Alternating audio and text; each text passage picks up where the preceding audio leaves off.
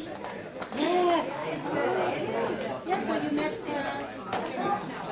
yes, Jessica. I'd like to invite you to our area so you can have a look at what we do because the kind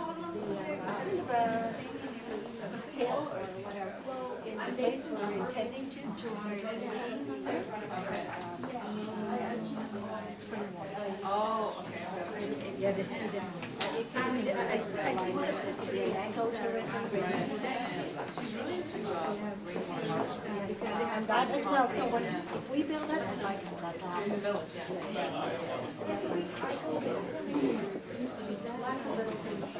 So far, furnished property still in this.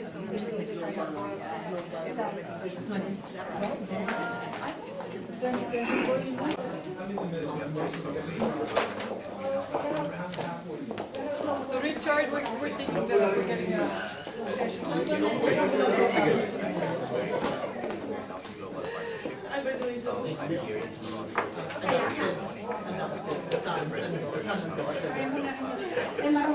Welcome everybody to this media conference with Tony Malotto, the founder and executive director of Gawad Kalinga Community Development Foundation, or GK in short. My name is Andrew Farnham, and I'm the vice president of the international practice of the Canadian Urban Institute.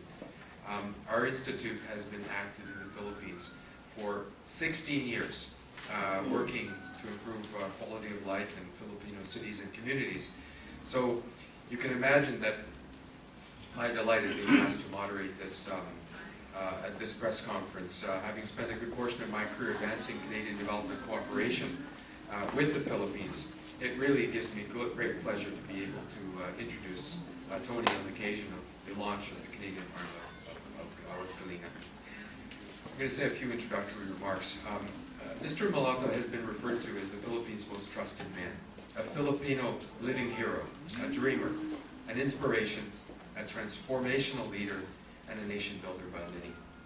Tony, as he's known to countless GK volunteers and community partners, was born in the 50s into a working class family in the city of Bacolod in the western Visayas. At a very young age, Tony was exposed to the squalid living conditions of families in informal settlements along the shoreline near his home. It seems to have made an indelible impression on Tony that would shape his life's pursuits. After receiving a BA in economics from Ateneo de Manila University and a stint working in the private sector, Tony became involved in the Filipino Catholic organization known as Couples for Christ and its initiatives to fight poverty.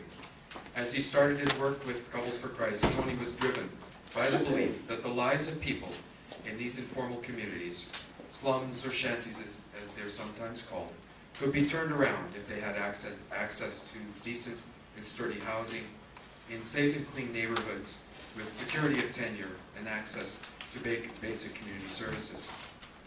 So Tony began mobilizing volunteers to begin transforming one of the poorest neighborhoods of Manila, Silang, by building homes that would be distributed to the poorest families. The homes could not be resold, and the recipients had to volunteer to build them. And in joining the GK community, recipients also had to agree to abide by certain neighborhood covenants. It was a powerful and compassionate idea. GK was awakening the age-old Filipino tradition of bayanihan, which means community harvest, where a community comes together for harvest and to share in the fruits of their efforts. And GK was not only building communities, it was giving hope for the future for those that needed it the most. As the Bagong Silang village blossomed in Manila, new sites for GK villages were identified, donations began to flow in, volunteers answered the call to participate, and so on. Particularly successful has been Tony's ability to bring expatriate Filipinos, including those right here in Canada and Toronto, into GK's growing web of partners and supporters. GK villages began to proliferate across the Philippines, and the movement has now expanded to other developing countries. The GK movement has also attracted more than 500 multinational corporations, including some of the largest and most well-known Canadian companies active in the Philippines marketplace, such as Sun Life and TELUS, who have been chosen who have chosen GK as their vehicles for corporate social responsibility. And we are pleased to have with us today a representative of Sun Life. This visit to Canada and this media conference offers an opportunity to discuss with Tony the GK model for poverty alleviation in Asia and the challenges and possibilities that it provides for us Canadians. So, thanks very much, Andrew. I think I can go without the mic, but I'll just blast away anyway. And hello, everybody. And on behalf of Sun Life, we're really pleased to be here today to mark the launch of Gawad Kalinga's Canadian branch. Perhaps as some of you know, Sun Life has a very strong commitment to the Philippines. We've been there since 1895. I know that we have probably about a 500,000 people in the Philippines are covered by Sun Life. In fact, I know that we have one family that for 5 generations they've been with Sun Life. 5 generations, very long time, probably as long as we've been there. And we're very proud of that close connection that we have. And of course, the tremendous work that Gawad Kalinga has undertaken in the Philippines, we've also been very pleased to be a part of that.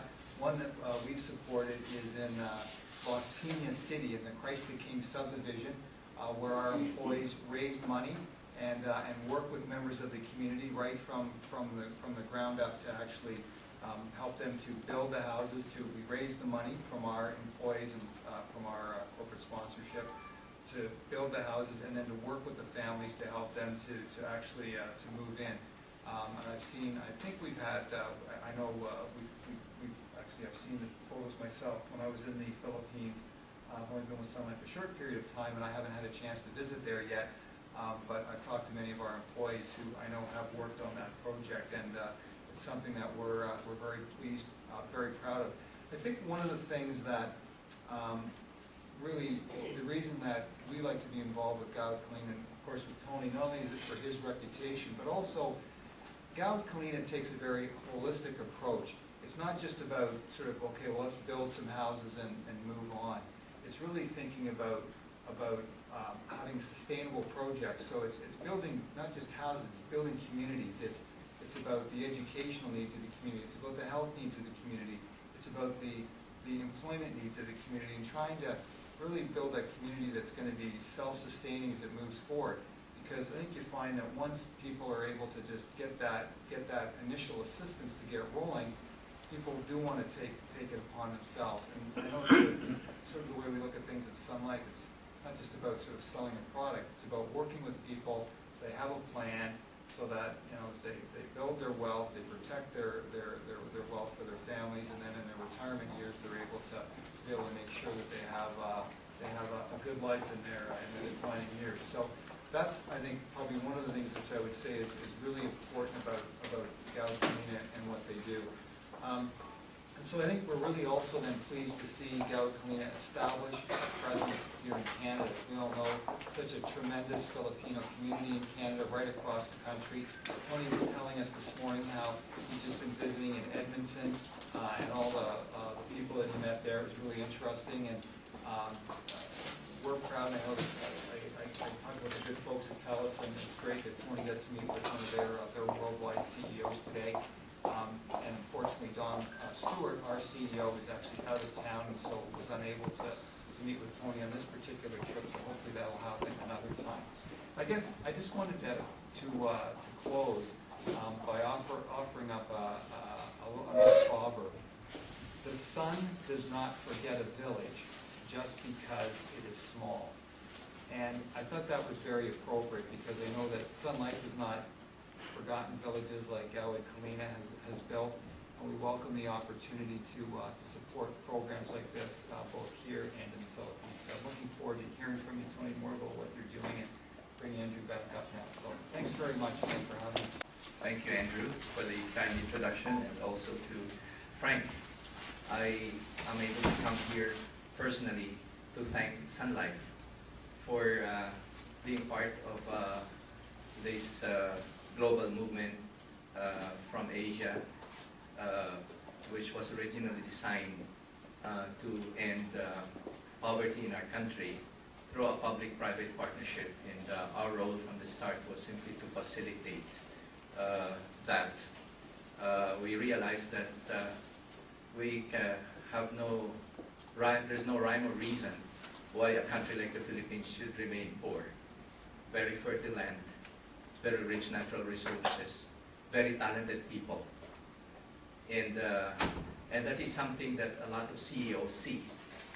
But somehow 350 years of conditioning, that was almost Pavlovian, that we were only good as laborers in the field or rank and file employees, just somehow just killed whatever entrepreneurial spirit we had.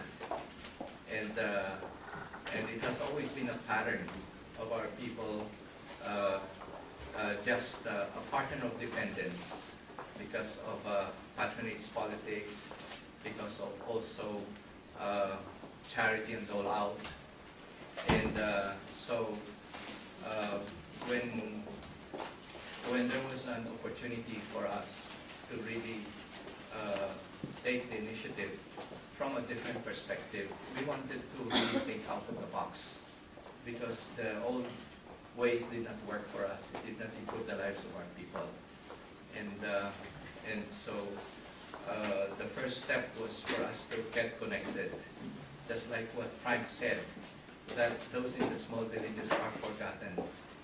It has always been that pattern. The strong always leave the weak behind. And the poor who have a chance to get a better education, to achieve success, accumulate wealth, oftentimes forget the poor, the many others, thousands of others who were left behind.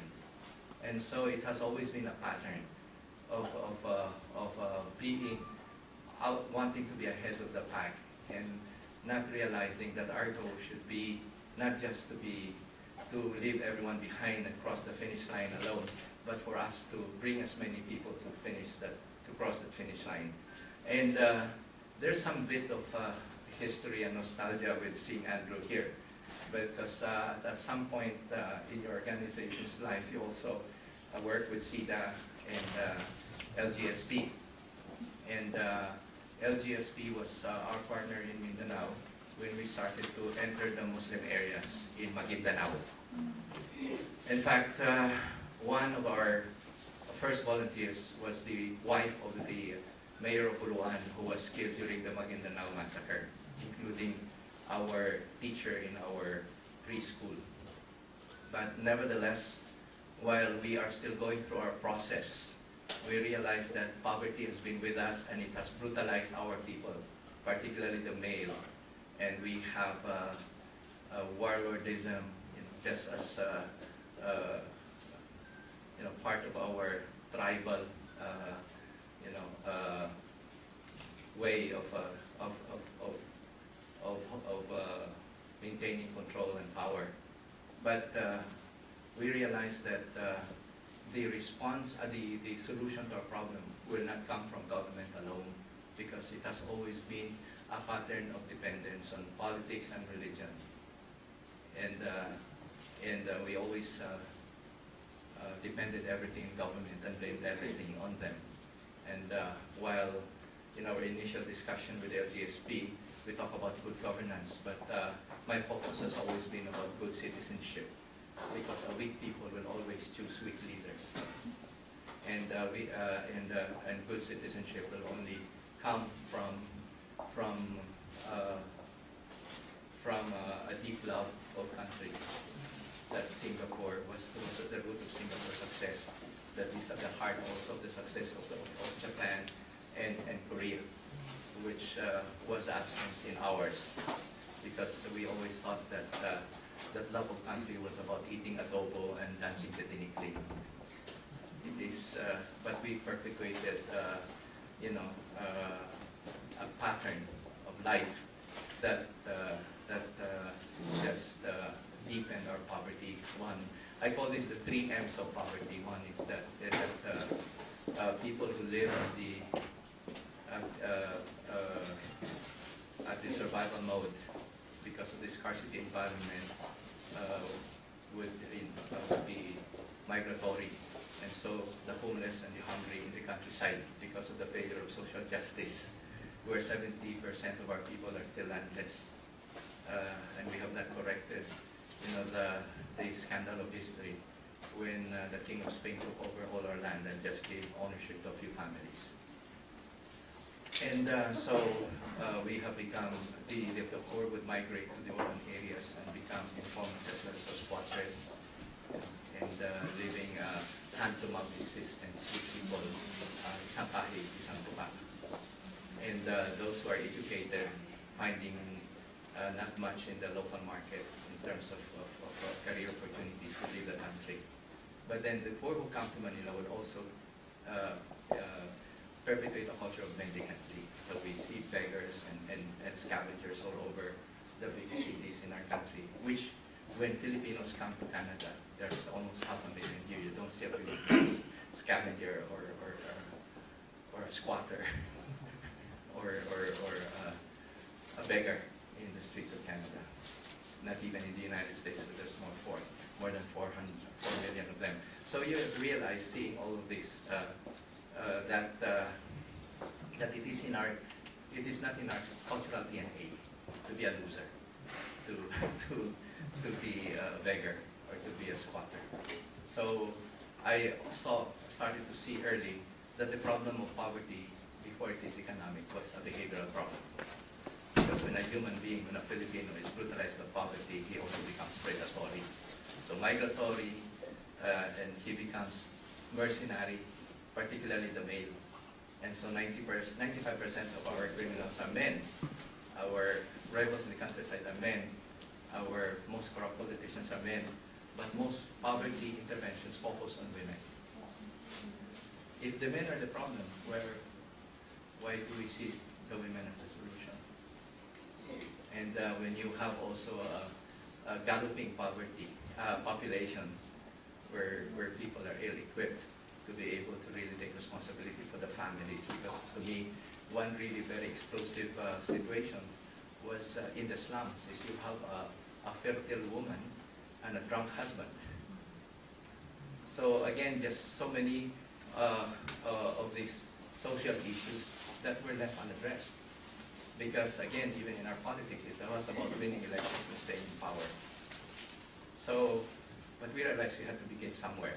And so I began by really just focusing also on the kind of a very clear vision for Gawad Kalinga. It started as a personal journey, trying to help define my being Filipino and my being Christian, because we practiced Christianity and democracy badly. That the only Catholic country in Asia was also the most corrupt. It was not a legacy that I wanted to pass on to my children. So I started to really also grow in their spirituality of nation building, which is to grow a deep love of country and of my people as a way of honoring God. That I wanted to just prove to myself and to the rest of the world that God did not make a mistake when He made me a Filipino. That it is a gift and a privilege. And so rather than escaping all of these problems, I wanted to go to the source of the problem.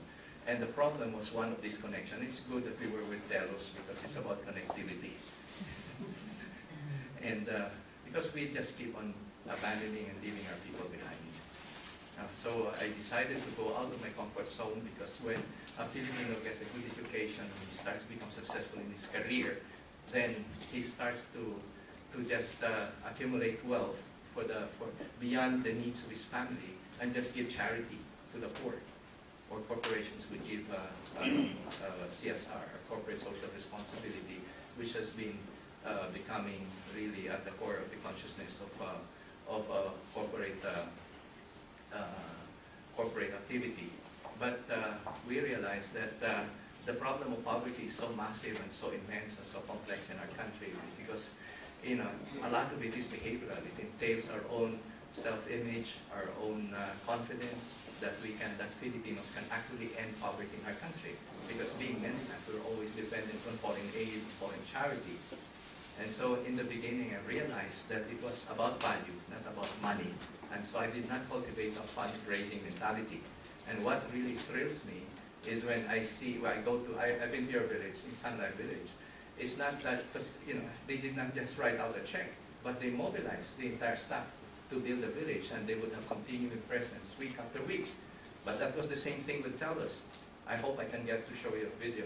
But their own global international CEO was personally there on 2 occasions, and even the Canadian ambassador, and they had mobilized 5,000 of their people to get involved in community development, because this is what corporations have learned, and this is something that I have been saying over and over. Because my thrust was not so much partnership with government, but partnership with corporations that are very protective of their brand. Because to me, this is about branding, and I wanted a brand of credibility and trustworthiness. And then that's the reason why I focus on getting the most credible, the most successful brands all over the world to co-brand with us. But I've been showing them that doing good is good business. That investing in reducing or ending poverty is good business, because it will enhance when you restore human dignity. You give them land security. You give them dreams and aspirations that will motivate them to work, and you trigger economic activity. You remove the ugly shanties. You bring peace and order. It enhances buying power, and it expands the market base. People have forgotten, that. This is not helping the poor, it's not about charity. It begins with hand-holding in the beginning. But the goal is for us to be able to, this is what I call ground-up development, because oftentimes the smartest and the best of our people who do not have connection with the poor, those who control wealth and power and make all the decisions in our country,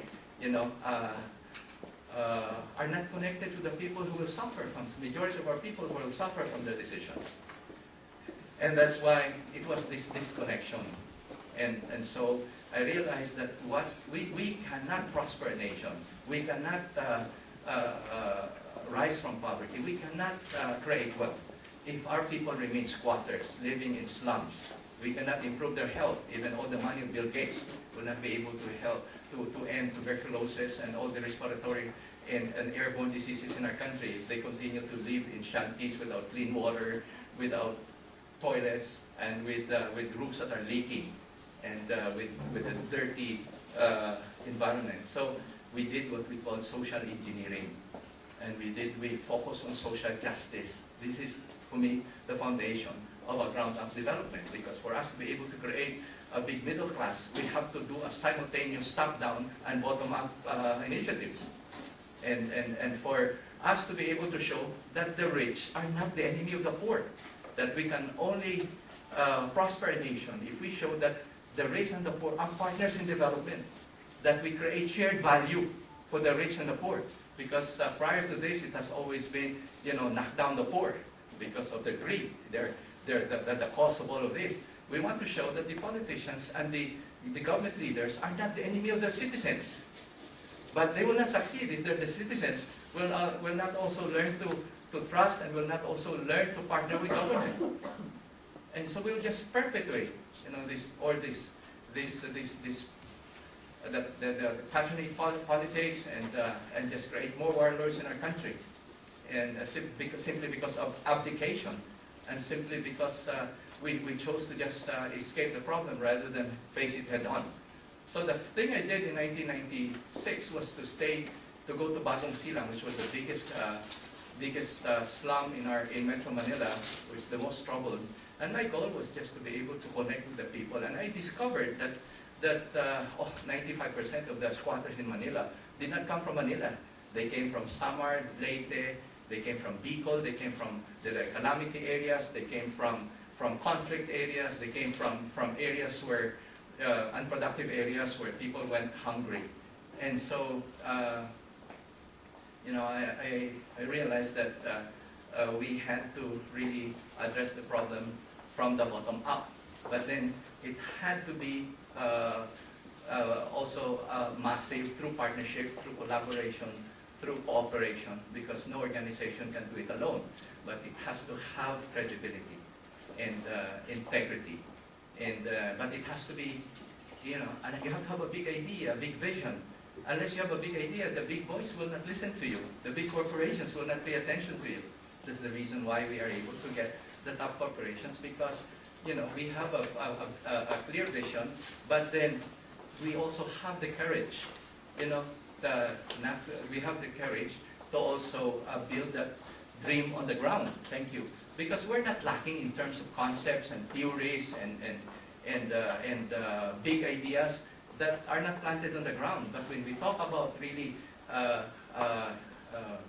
being a bridge of hope to a country that has been hopeless and helpless, it has to be hope that they can see, that they can touch. Land for the landless, home for the homeless, food for the hungry. And before Gawad Kalinga, no one ever gave land to the poor. They would give land to the church as a way of getting a ticket to heaven.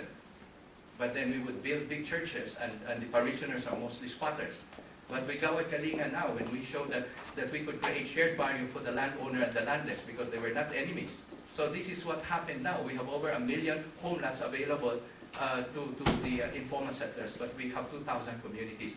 But this is a journey which we ended the first phase of 7 years, which we call social justice, land for the landless, home for the homeless, food for the hungry. We're now entering into the second phase. The second phase is what we call social artistry. It's about empowerment. It's about developing human capacity. It's about excellence. It's about green communities. It's about designing green communities. It's about designing our food sufficiency program. It's about entrepreneurship. And we're happy that last week I also received from Switzerland the Social Entrepreneur of the Year for the Philippines Award. Just to show you. And so I didn't know what went with it, but I was advised that I am now a member of the World Economic Forum at Davos for the next 5 years. So that represents a lot of opportunities for us now to be able to network with the social entrepreneurs of the world. But then this is just a good and a very auspicious way of starting the second phase. And now we are also working closely with the national government because what we would like is to become the facilitator of partnership between government and the private sector, and for us to do it massively. So our target by 2024 to build 50,000 communities for 5 million Filipinos, or 25 million Filipinos, to end poverty in our country. And we have no doubt that it will happen, because now our people are away in the Philippines and abroad. And I want to thank our volunteers here for working so hard, to organize all the events in the next couple of days. But we just want to, and we're very privileged with the presence of our Canadian partners, because now we just want to honor the friendship between Philippines and Canada. As you have made Canada home to 500,000 Filipinos, we want you to see that the Philippines is home to all the Canadians. And it's easier for you to speak English than to learn Chinese. So it is your gateway to Asia. It's your gateway to Asia. And it would be your home as well, because it's very safe, especially if you don't go to Sulu. But we will assure you that in time Sulu will be safe, because we now have 4 villages. We're working with the governor, we're working with the local mayors, we now have our full-time Muslim workers, because this is the model we got also from our Canadian partners in LGSP. So we had our own struggle in the beginning, but no nation was built without sacrifice. And it will take a lot of our blood, sweat, and tears to make our GK 2024 vision happen. But with the presence of our partners from Terus, from Sun Life, and from many other corporations who now want to end poverty because it is good for business, for anyone. So I just want to thank all of you for being here tonight, because we hope that yesterday I was with the owner of Tim Horton in Edmonton. He has about 11 franchises in Calgary and Edmonton, and he hires 80% of his staff are Filipinos. Yeah. And so we realized that the Filipinos are respected for their hard work, for being good citizens of this country. But there's more where they come from. And so if we just build more GK villages, educate more children, keep them healthy, then we just have so much genius and talent and creativity right now that have not yet been developed. But then we can all work together to build a safer, a just, and a kinder world. Thank you.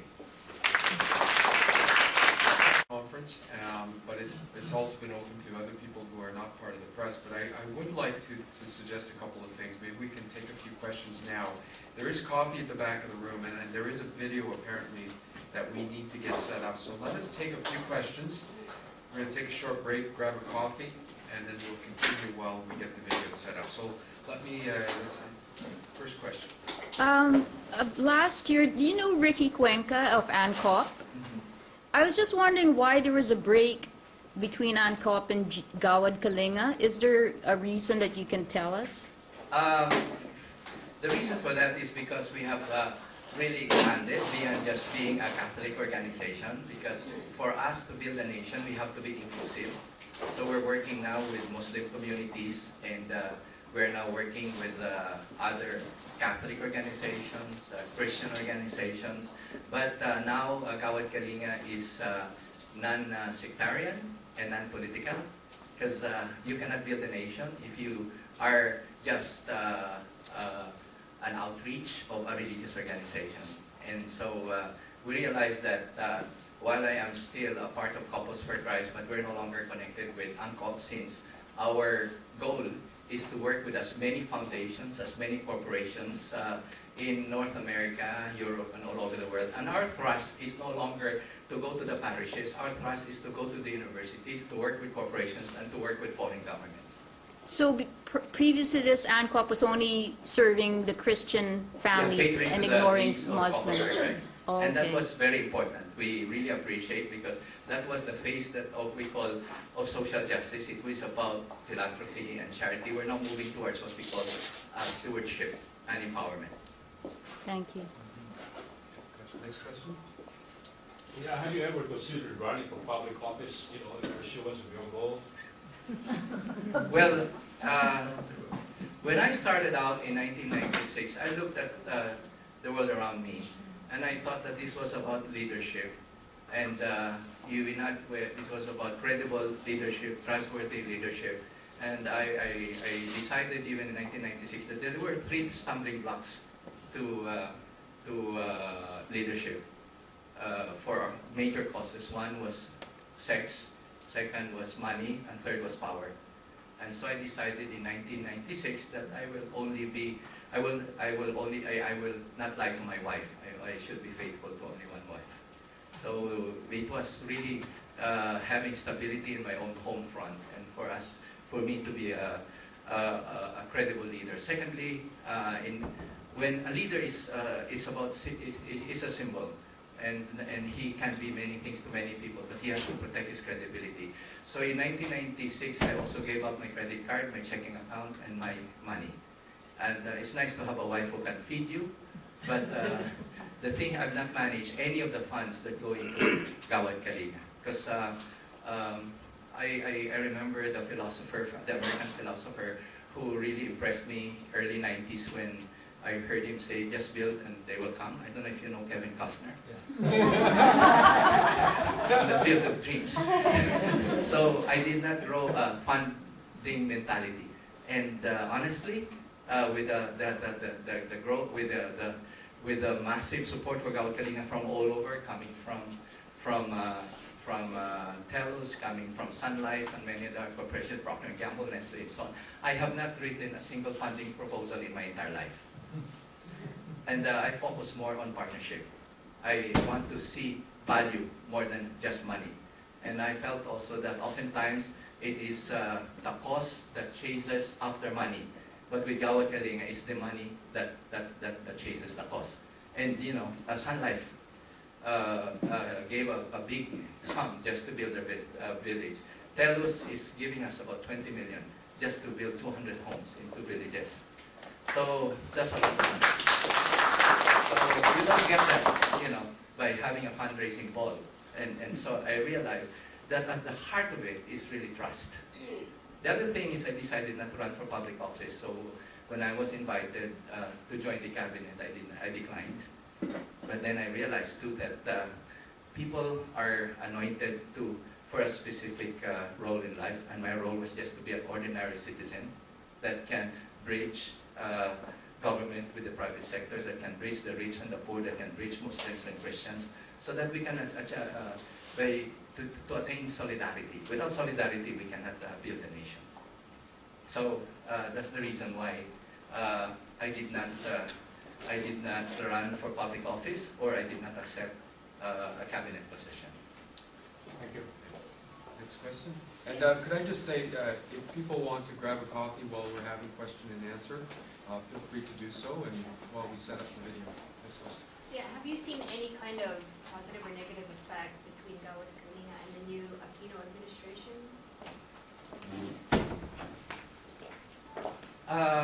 We're very supportive of the Aquino administration, both the president and the vice president. What really excites us is that he came into office with an 88% trust rating. And we like to think of ourselves as the bridge of trust. And this is a new season of hope. You know, our stock market hit 5,000, investments have doubled, and I guess it's good for business all around. And that's why I'm very excited when the top corporations of Canada now are really looking towards Asia, particularly the Philippines, to expand their market. But in the same way that I would be very excited if Filipinos also would start to build their market here in Canada. So all around, I think we have a president who is honest. And when I was invited on the end of his first 100 days to rate him, I said that I gave him 100% for honesty. But I also said that as long as he remains honest, and this is what I told him on October 10, because he joined me during the expo of Gawad Kalinga with over 100,000 volunteers, and I told him, this is the army that will stay with you as long as you remain honest. And they will be a bridge to the communities that you will not be able to visit. We will tell you who are the honest mayors or governors, and we will tell you who are the people who really love this country and who will want to help us rebuild this country. So he brings in a season of hope. He has met so many flaws as a human being, like many people are. But I guess we should not just demand that perfection from our leader, but we should really demand that also from ourselves. So I told him, Mr. President, if you remain honest, I will also tell my friends to be honest by not lying to their wife. As you can see, we were chosen by Reader's Digest as the two most honest men, the two most trusted men in the country. Maybe because I do not lie to my wife, I was number one, and he was number two because he does not have a wife. Okay, I think we had a hand over here first. Correctly, I think from your speech you mentioned that women in the Philippines are recipients of AIDS more than men. Not quite sure I understood that. Can you explain? Most of the intervention in our poor areas, and I can see that it is also coming from experiences perhaps in countries where women are disenfranchised, where women are not empowered. But in our country, the poverty situation has really caused the weakening of our men, and they are not reliable in paying loans. So microfinance is only for women mostly, and since men are just built differently, they are not also dependable in terms of handling micro-enterprise. And the health programs are with women. The education program are mostly with women. But the social problems are caused mostly by our men. So again, we realize that if our human resources are our greatest wealth, why are we neglecting, the men? If I go around every graduation, I am invited to be commencement speaker. Of the top 10 graduates generally in our schools, 7 are women, 3 are men. So poverty does not motivate the men to study or to work. And that's why I said that the problem that we encountered initially was really was a behavioral problem. So our goal, we started building houses to harness the men. And they have to enter into a covenant with us that they will not gamble, they will not drink, they will not push drugs. And that we want them because, again, the dysfunction in many of our homes is because we have lost the fathers in our home. And again, this is another problem that we have, is that we have created also a culture, an environment of sloth. Yeah, yesterday I was in Edmonton. There was a young lady who served me from the Philippines, from Cebu, and she's married to a Canadian for the last 5 years, and I asked her, do you have any children? And she said, I will not have children because my entire family depends on me for their survival. And so you have one Filipina who is the sacrificial lamb for an entire clan to become a pensionado, particularly the men. And this is what we're trying to address. That's why we are now building communities and build strong community values and restore self-respect of the men and get them to become productive citizens. Because when the men come to Canada, because of the environment, they're very hardworking, just equally hardworking as the women. But you go to the Philippines and you know the reality. Yes, Judge. If you are trying to market Gawad Kalinga to the Canadian media, what would you say is what distinguishes Gawad Kalinga from the other NGOs that do help and empowerment work? Well, we're building communities to end poverty, and our work is holistic, and it is participative. It is in a partnership, and we co-brand. So we have the Sun Life Village, we have the Telos Village, because we're interested in the ongoing commitment of Telos or Sun Life or Procter & Gamble or Unilever, because the development is a long way. But they have already invested in houses, and normally that's the most expensive, because you cannot have a community unless you have land and homes. That's why we started. And you build schools, and you build clinics, and you build livelihood. But just if you try to do a lot of intervention for health, for livelihood, or for education, and the children or the people still go home as squatters in a shanty, then you don't have anything sustainable. And that's why that's what the Chinese did. They created their communes. We do not agree with their human rights abuses, but that's, they wanted to create social cohesion, in a vast territory and with such a big population. And that's why they had to have an iron, fist, a very strong military rule to be able to do that. But that's the Jews built their kibbutz, but because that's also the production platform. So if they have that, then the Philippines has GK, because we are now creating a massive production platform. And recently, we launched also our Center for Social Innovation in partnership with the Ateneo School of Management, because this is the tragedy in our country. Our business graduates do not put up a business. Just like me, when I graduated from college, I was an economics graduate, and I immediately aspired to work for Procter & Gamble. So we cannot create wealth in our country. That's why we cannot even buy more insurance. Because they have no security. Several times. But purely from an economic perspective, because the tangible manifestations of poverty are most clearly visible in economic terms. But checking your website, the Gawad Kalinga website, you describe poverty as an economic problem rather than a behavioral one. So could you just elaborate why you believe it's so? It's a behavioral problem first. That's why we started to do a work of hand-holding, particularly the men. And even the way that we started with Gawad Kalinga in Bagong Silang, I worked with gang members who were mostly men. So when I entered Bagong Silang, which had a population of 500,000, more than half of the prisoners in Caloocan City came from Bagong Silang. And the first village we built in 1999, 43 families, every other family had a member in jail. So we provided them sports, theater, scholarship, and capacity building. And it's interesting, last year I went back to the same community. We had 23 college graduates in the first GK village. And now it's known in the neighborhood as that every other family has a college graduate. So this is the thing, we had to first address community behavior and community values. And even, this is the frustration of our foreign partners.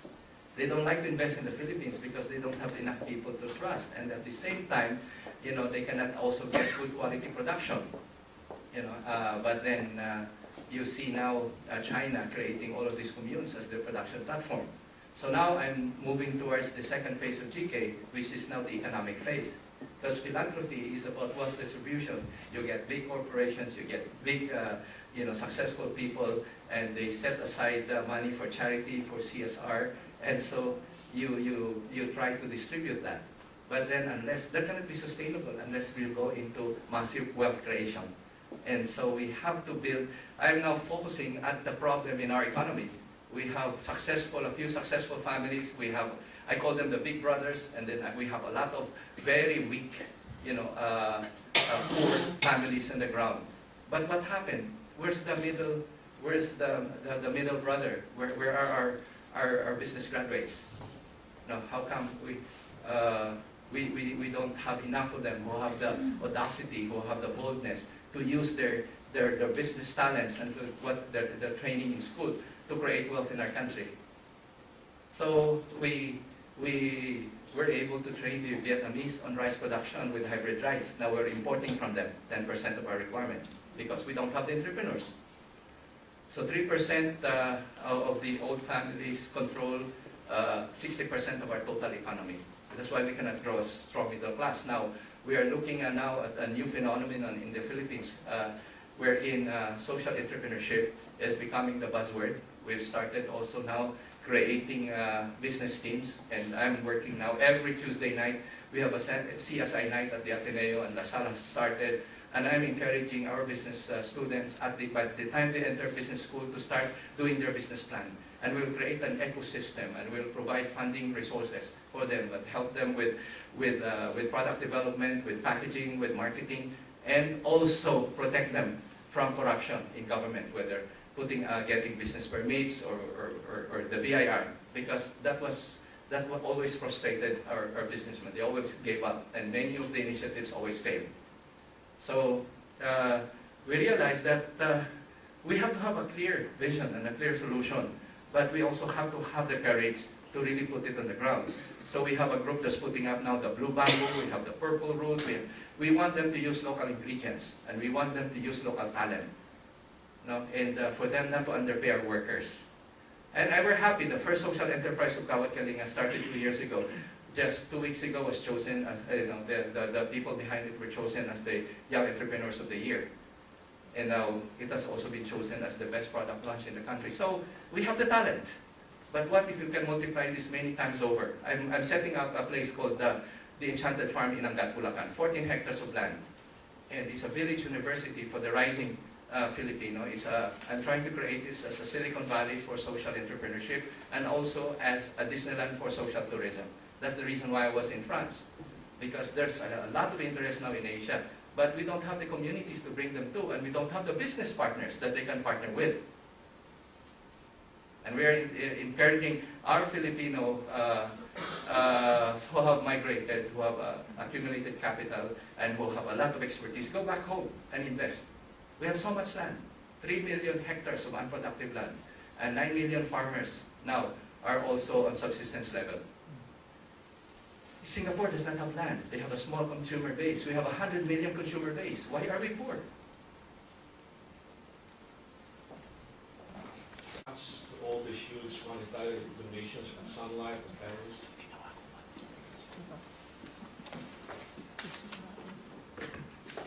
Well, this is partnership in building a better world. That Telus and Sun Life are just now going for profit with a bigger social conscience. Because again, doing good is good business. And so we're not here trying to always be very purist, in terms of, because this is what we call creating shared value. That when a landowner shares a portion of his land, he also gains value for the land that remains to him because it will increase in value. Before, no one was giving land, and that's why we're a country of squatters. It was a very simple solution when we started with, when we saw that it triggered economic development in the poor areas. And land values started to go up, and it was published in the papers. Now everyone wanted to donate a portion of their land, and we have now land coming out of our ears. So again, it was almost a no-brainer. It was common sense. But then sometimes we do not love our country enough to be able to really think and use our talent, to be able to really think, to dream for people who have lost their capacity to dream. But it's easier always to complain and to criticize. And that's why I'm very happy with our band of volunteers here. You know, Agnes was we were together in high school. You were my first dance when I was you see, that's how lives get reconnected. I didn't even know you were in Canada. You know, because the thing here is that we're all over the world. But now this is now a time for us, you know, for solidarity. You know, and what will be good for the Philippines should be good for Canada. What's good for Canada should be good for the Philippines. What's good for the poor should be good for the rich. Okay, so why don't we take 5 minutes and grab a coffee. I understand.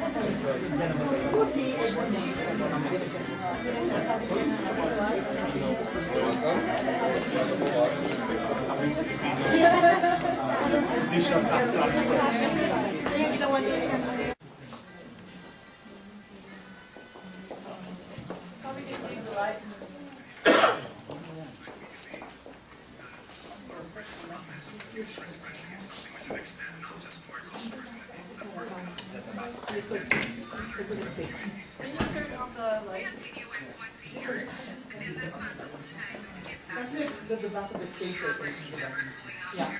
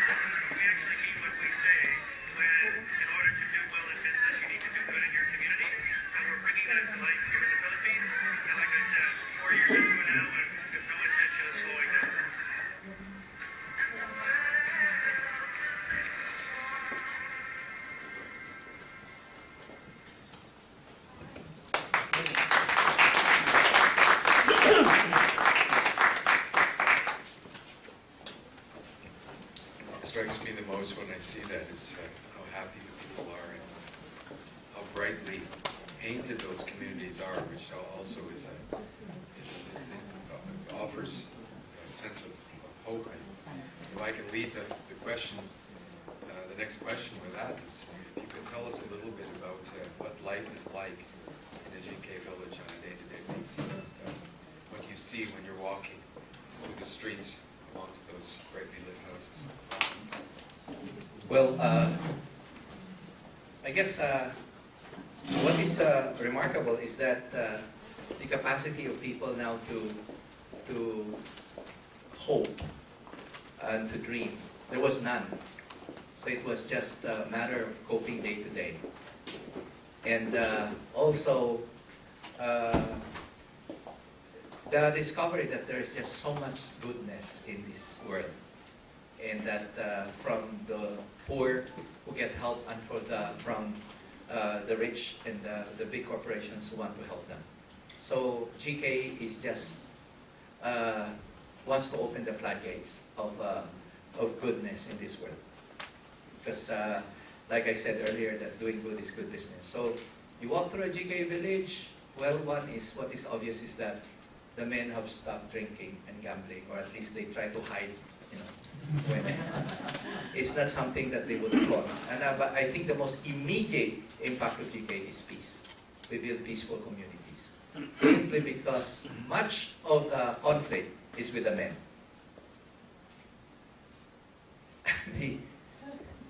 The killers are men. The rapists are men.